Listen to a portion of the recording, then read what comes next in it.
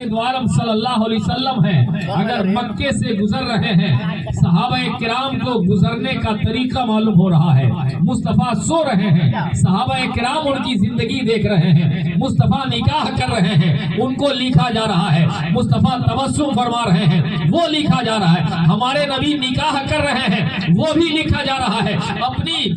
بناتے طیبات کا نکاح کر رہے ہیں، وہ بھی لکھا جا رہا ہے، صحابیات کا نکاح ہو رہا ہے، وہ لکھا جا رہا ہے۔ اب آپ سے ہم پوچھیں کہ نبی چل رہے ہیں، لکھا جا رہا ہے، ان کا پانی پینا لکھا جا رہا ہے، ان کے رکوع کو لکھا جا رہا ہے، ان کے سجدے کو لکھا جا رہا ہے، ان کا ہر عمل لکھا جا رہا ہے، بڑے بڑے دنیا میں لوگ چل رہے ہیں، کوئی لکھنے والا نہیں ہے، لیکن یا رسول اللہ آپ کا ہر عمل لکھا گیا ہے، وجہ کیا ہے؟ مصطفیٰ فرماتے ہیں اے لوگوں تمہیں معلوم نہیں ہے، اگر میرے چلنے کو نہ لکھا گیا ہوتا تو تمہیں چلنے کا طریقہ معلوم نہ ہو پاتا، اگر میرے پانی پینے کو نہ لکھا گیا ہوتا تمہیں پانی پینے کا طریقہ معلوم نہ ہوتا، اگر میرے نکاح کرنے کو نہ لکھا گیا ہوتا تو تمہیں نکاح کرنے کا طریقہ معلوم نہیں ہو پاتا۔ یہ تو میرے نبی کی زندگی جو ہمارے لیے اور آپ کے لیے نمونہ ہے، سرکار دو عالم صلی اللہ علیہ وسلم ہے، جب آپ نے نکاح فرمایا نا، نکاح فرمایا تو کتنا سادہ سمپل نکاح فرمایا، اسی لیے اللہ کے نبی جناب رسول اللہ صلی اللہ علیہ وسلم نے مسجد کو سب سے بہتر جگہ قرار دیا۔ نکاح مسجد میں ہو تو سب سے بہتر ہے، سب سے بہتر ہے، اور اللہ کی نظر میں روئے زمین میں سب سے اچھی جگہ کا نام مسجد ہے، اور سب سے بری جگہ کا نام بازار ہے، سب سے بہتر جگہ مسجد ہے۔ آج ہم لوگوں نے مساجد سے اپنے آپ کو بھی دور رکھا ہے، اور نبی کی سنت نکاح کو بھی ہم نے مسجد سے باہر کیا ہے۔ یاد رکھیے نکاح اگر مسجد میں ہو تو یقین جانیے ایک تو وہ آلریڈی سب سے بہتر جگہ ہے، اور نبی کی سنت ادا ہو رہی ہے، خوشی اس پر ہے کہ ہم اللہ کے نبی کی سنت اللہ کے مقدس گھر میں ادا کرنے جا رہے ہیں، اس لیے خوشی کی بات ہے۔ لیکن آج ہم لوگوں نے نکاح کو ایسی جگہ پہ وجود میں لانے کی کوشش کیا ہے۔ آپ کو معلوم ہے حضرت آدم علیہ السلام جنت میں نکاح فرمایا، اور یہ بھی بات سنتے چلیں نکاح عبادت ہے، نکاح کیا ہے؟ عبادت ہے۔ اللہ نے حکم دیا نا نکاح کرو، تو اللہ کا حکم سمجھ کے اگر آپ نکاح کر رہے ہیں تو یہ عبادت ہے، اور مصطفیٰ کے طریقے کو ادا کر رہے ہیں، اس لیے یہ ہمارے لیے سنت ہے۔ اللہ کا حکم سمجھ کے ادا کریں، یہ عبادت ہے، اور یہ ایسی عبادت ہے کہ نماز سے بھی پہلے ہے، روزہ سے بھی پہلے ہے، حج و زکات سے بھی پہلے ہے، حد تو یہ ہے کہ قرآن سے بھی پہلے ہے۔ اللہ کے پیغمبر حضرت آدم نے جب جنت میں نکاح کیا تھا اس وقت قرآن نہیں ہے، اس وقت نہ روزہ ہے، نہ حج ہے، نہ زکات ہے۔ اللہ کے پیغمبر حضرت آدم علیہ السلام جنت میں نکاح کر رہے ہیں، اور نبی کا عمل اللہ کی بارگاہ میں عبادت میں ہی شمار کیا جائے گا۔ نبی کا عمل جو ہے نا اللہ کی بارگاہ میں عبادت میں شامل ہے، اس لیے یاد رکھیے اسے ایک رسم مت سمجھیے کہ ایک رسم ہے، ایک فارملٹی ہے، نہیں، یہ تو خوش نصیب ہے جناب محترم قاسم صاحب کہ اللہ تبارک و تعالیٰ نے ان کے اپنے جیتے جی اپنی دختر نیک اپنی شہزادی کی شادی خانہ آبادی کے شکرانے سے پہلے شکرانے کے طور پہ محفل میلاد کا اہتمام کیا ہے۔ نبی اکرم کے دیوانے ہم اور آپ اگر بیٹیوں کا نکاح کرتے ہیں نا تو یہ نبی نے ہمیں اپنے عمل سے بھی درس دیا ہے کہ اے لوگوں تم صرف اپنے بیٹی کا نکاح نہیں کر رہے ہو، ہم نے تو نبی نے 4 بیٹیوں کا نکاح فرمایا۔ کتنی بیٹیوں کا؟ 4 بیٹیوں کا نکاح فرمایا، اور حق تو یہ ہے کہ اللہ کے نبی نے ایک صحابی حضرت عثمان غنی کے نکاح میں نبی کی 2 شہزادیاں ہیں، اعلیٰ حضرت فرماتے ہیں نور کی سرکار سے پایا دوشالہ نور کا، وہ مبارک تجھ کو ذوالنورین جوڑا نور کا، وہ مبارک تجھ کو ذوالنورین جوڑا نور کا۔ تو نبی نے اپنی بیٹیوں کا نکاح فرمایا۔ ہاں چلتے چلاتے اتنی بات ضرور کہوں گا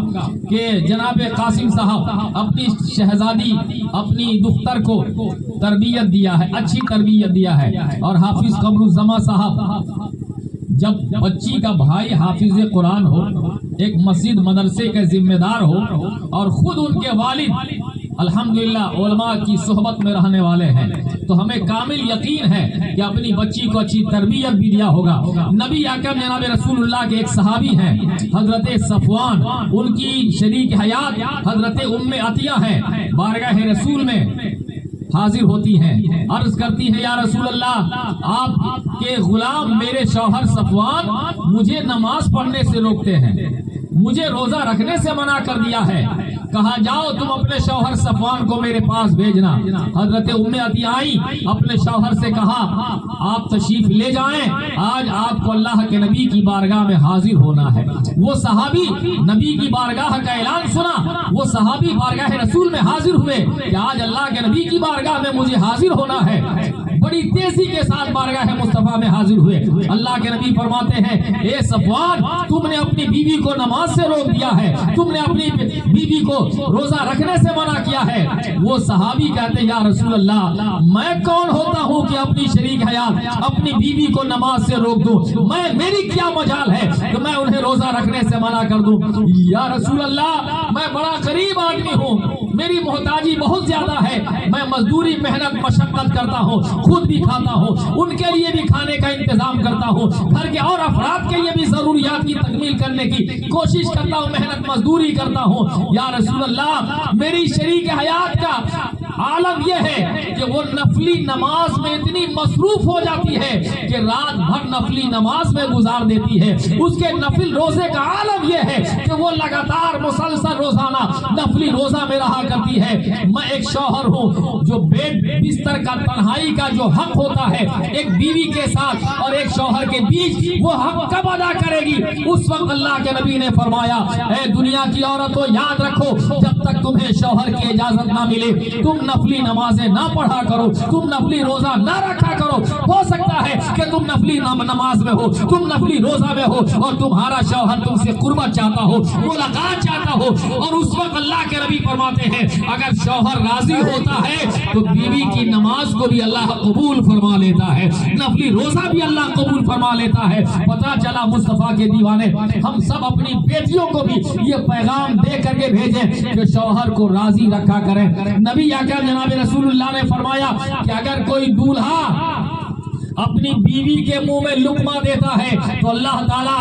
لقمہ دینے کے برابر صدقہ کرنے کے برابر اللہ ثواب عطا فرما دیتا ہے۔ کوئی اگر کھلا رہا ہے نا صدقہ کرنے کے برابر اللہ ثواب عطا فرماتا ہے۔ آج ہم لوگ سمجھتے ہیں نا کہ بیوی ہم لے کے آ گئے بس اس کو کھلانا پلانا ہماری ذمہ داری نہیں ہے، نہیں، غلط بات ہے۔ اللہ کے نبی جناب رسول اللہ صلی اللہ علیہ وسلم جب اپنے گھر تشریف لاتے، حضرت اما عائشہ صدیقہ رضی اللہ تعالیٰ عنہ جب ان سے پوچھا گیا ام المومنین حضرت عائشہ آپ بتائیں کہ میرے آقا آپ کے شوہر ساری کائنات کے رہبر جب اپنے گھر میں تشریف لاتے ہیں ان کا حال، ان کا ویوہار، ان کا رویہ اپنے گھر والوں کے ساتھ کیسا ہے؟ حضرت ام المؤمنین عائشہ صدیقہ جو ساری کائنات کے مسلمانوں کی ماں ہیں وہ کہتی ہے کہ میرے شوہر کی بات، میرے نبی کی بات، میرے نبی کا اخلاق یہ ہے کہ جب ہم روٹی بناتے ہیں، کھانا بناتے ہیں تو اللہ کے نبی باہر سے تشریف لاتے ہیں اور کہتے ہیں عائشہ